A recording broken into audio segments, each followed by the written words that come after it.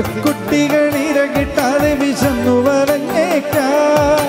കർത്താവിനെ അന്വേഷിക്കുന്നവർക്കൊന്നിനും കുറവുണ്ടാവുകയില്ല.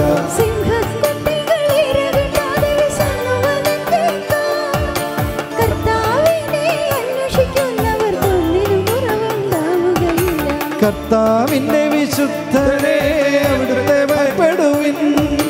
അവിടുത്തെ ഭയപ്പെടുന്നവർക്കൊന്നിനും കുറവുണ്ടാവുകയില്ല.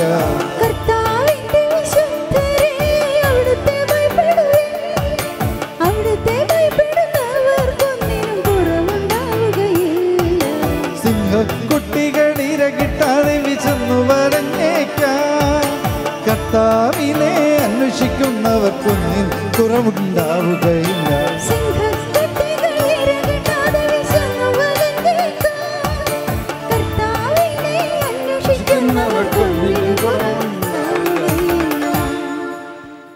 Praise the Lord. എന്താ ഈ പാടിയതിൻ്റെ അർത്ഥം? സിംഹക്കുട്ടിക്ക് ഇര കിട്ടാതിരുന്നാലും കർത്താവിനെ അന്വേഷിക്കുന്നവർക്ക്. ഇവിടെ സകല സങ്കീർത്തനവും ഒന്നിനും കുറവില്ലാത്ത സങ്കീർത്തനോടില്ലേ? എന്താണ് സിംഹക്കുട്ടി എന്ന് പറഞ്ഞാൽ? സിംഹം കാട്ടിലെ രാജാവാണ്. കാട്ടിലെ രാജാവിൻ്റെ കുഞ്ഞിന് ഇര കിട്ടാതിരിക്കുമോ? ഇര കിട്ടാതിരിക്കുമോ? കിട്ടാതിരിക്കുമോ? കിട്ടാതിരിക്കുമോ? കിട്ടാതിരിക്കുമോ? എന്താ ചേട്ടന്മാരെ? ഇവർക്ക് ഉത്തരവൊക്കെ അറിയാം, അതുകൊണ്ടാണ് മിണ്ടാതിരിക്കണത്. സിംഹത്തിൻ്റെ കുഞ്ഞിന്, കാട്ടിലെ രാജാവിൻ്റെ കുഞ്ഞിന് ഇര കിട്ടാതിരുന്നാലും കർത്താവിനെ അന്വേഷിക്കുന്നവർക്ക് ഇനി എന്ത് വേണം? എന്തിനാണ് നമ്മൾ ഇത്രയും ആകുലപ്പെടണം? ഇവിടെ ഇരിക്കുന്ന ഓരോരുത്തരുടെ മുഖം കണ്ടിട്ട് ഇപ്പോഴും ആകുലതയാണ്. ഈ ധ്യാനമെല്ലാം കഴിഞ്ഞ് വീട്ടിൽ ചെന്ന് കഴിഞ്ഞാൽ കാര്യമൊക്കെ നടക്കുക കാണുമോ? എന്തെങ്കിലും ഒരു അത്ഭുതം നടന്ന് കാണുമോ? അമ്മച്ചിമാരുടെ വിചാരം മുഴുവൻ പിള്ളേരുടെ കല്യാണം നടക്കുമോ? ആ കടബാധ്യത മാറുമോ? വീട്ടിൽ ആ സ്ഥലത്തിൻ്റെ അവിടെ ശരിയാവുമോ? ചേട്ടന്മാർക്ക് എന്തൊക്കെയാണെന്ന് അറിഞ്ഞൂടാ. ഉത്തരവാദിത്വങ്ങളാണല്ലോ കുടുംബ പ്രശ്നങ്ങളെല്ലാം. ഇതെല്ലാം തലേന്ന് മാറ്റിയാലേ ജ്ഞാനവും ദൈവിക രഹസ്യവും വരുള്ളൂ. അതുകൊണ്ടാണ് ഈ സങ്കീർത്തനം ഒന്ന് വരുന്നത്. എല്ലാം ഈ ട്യൂണാണില്ലേ? ധ്യാനം കഴിഞ്ഞ് ചെന്ന് ധ്യാനം എങ്ങനെ ഉണ്ടായെന്ന് ചോദിച്ചാൽ നിങ്ങൾ എന്ത് പാടും? ഇപ്പൊ രണ്ടാമത്തെ നമ്പർ ഇതാണ്. ധ്യാനം എങ്ങനെ ഉണ്ടായിരുന്നു? സിംഹക്കുട്ടികൾ ഇരകിട്ടാതെ വിശന്നു വലഞ്ഞേക്കാം.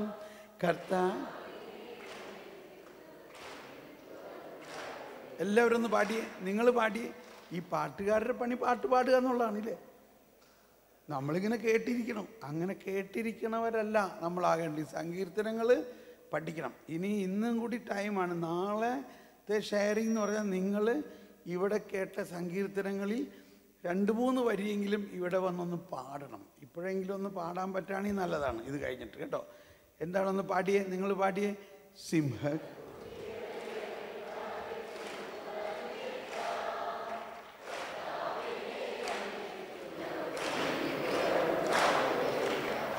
Very good. പഠിച്ചല്ലോ നന്നായിട്ട്. അതുകൊണ്ട് പാടിയ എല്ലാവരും. സിംഹക്കുട്ടികൾ ഇര കിട്ടാതെ വിശന്നു വലഞ്ഞേക്കാം. കർത്താവ്. ഇത് ചുമ്മാ പാട്ടായിട്ട് പാടുന്നതാണോ അതോ നമ്മുടെ ഹൃദയത്തിൽ നിന്ന് ശരിക്കും വിശ്വാസത്തിൻ്റെ ഒരു പ്രഖ്യാപനമാണോ? വിശ്വാസത്തിൻ്റെ ഒരു പ്രഖ്യാപനമാണോ? നമ്മൾ ആരുടെ കുട്ടിയാ? നമ്മൾ കർത്താവിൻ്റെ കുട്ടിയാ. സിംഹക്കുട്ടിക്ക് ഇര കിട്ടാതിരുന്നാലും കർത്താവിൻ്റെ കുട്ടിക്ക് വല്ല കുറവുണ്ടാവുമോ? നമ്മുടെ ആകുലതകളെല്ലാം മാറണം. കർത്താവിൽ ഞാൻ ദൃഢമായി ശരണപ്പെടുന്നു. ഒന്ന് ശരണപ്പെട്ടുകൊണ്ട് പൂർണ്ണമായി വിശ്വസിച്ചുകൊണ്ട് ഒരിക്കൽ കൂടി ഒന്ന് പാടിയേ. സിംഹക്കുട്ടികൾ ഇര കിട്ടാതെ വിശന്നു.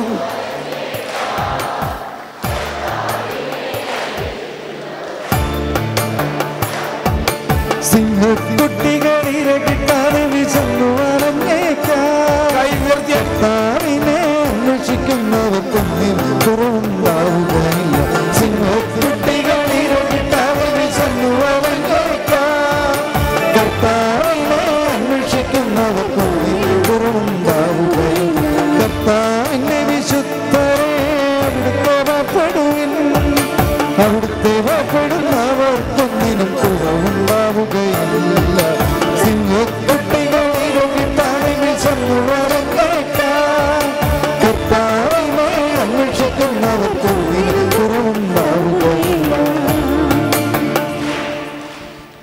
the Lord. ആകാശം അത് പാടിയായിരുന്നോ? ഓക്കെ. അപ്പോൾ ഇനി നിങ്ങൾ ഇരിക്കാം. ഈ സങ്കീർത്തനങ്ങളിൽ ഇത്രയെല്ലാം പഠിച്ച സ്ഥിതിക്ക് ആരെങ്കിലും വന്നൊന്ന് പാടാൻ പറ്റുമോ? 2 വരി ഈ കേട്ട സങ്കീർത്തനങ്ങൾ. എന്തെല്ലാമാണ് സങ്കീർത്തനങ്ങൾ നമ്മൾ പാടിയത്? ഒന്ന് 23-ാം സങ്കീർത്തനം, 23-ാം സങ്കീർത്തനം, പിന്നെ 57, 19, 61,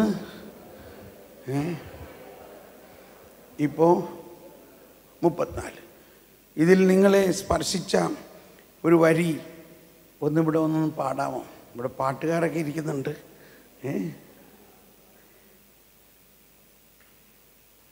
അതോടൊപ്പം ഇന്നലെയും ഇന്നുമുള്ള ക്ലാസ്സുകളിൽ നിങ്ങളെ സ്പർശിച്ച ആശയങ്ങൾ, ആഴമായ ആശയങ്ങൾ, പുതിയ ബോധ്യങ്ങൾ, കുറച്ച് എളിമപ്പെട്ടാലേ ഇതൊക്കെ പറയാൻ പറ്റുള്ളൂ കേട്ടോ. അല്ലെങ്കിൽ അതൊക്കെ ആരെങ്കിലും പറയട്ടെ, ഞങ്ങളിവിടെ ഇരിക്കുകയാണെന്ന് പറഞ്ഞിരിക്കുകയാണെങ്കിൽ നിങ്ങളവിടെ ഇരിക്കും. പക്ഷേ ഇന്ന് ജ്ഞാനത്തെക്കുറിച്ച് പറഞ്ഞപ്പോൾ ഞാൻ പറയാഞ്ഞൊരു വചനമുണ്ട്. അയ്യോടാ, അതെന്താ പറയാഞ്ഞത്? 7-ാം അധ്യായത്തിൽ, ജ്ഞാനം 7-ാം അധ്യായത്തിൽ 14-ലേക്ക് പെട്ടെന്നങ്ങ് പോയി. 7:13 പറയുന്ന ഇതാണ്. ജ്ഞാനം കിട്ടണ ഒരു വഴിയുണ്ട് അതിനകത്ത്. അത് 7:13 പറയുന്ന ഇതാണ്. വൈമനസ്യമെന്നെ അത് പങ്കുവെക്കുന്നു. കാപട്യമെന്നെ ഞാൻ ജ്ഞാനം അഭ്യസിച്ചു, വൈമനസ്യമെന്നെ അത് പങ്കുവെച്ചു. ഞാൻ അവളുടെ സമ്പത്ത് മറച്ചു വെക്കുന്നില്ല.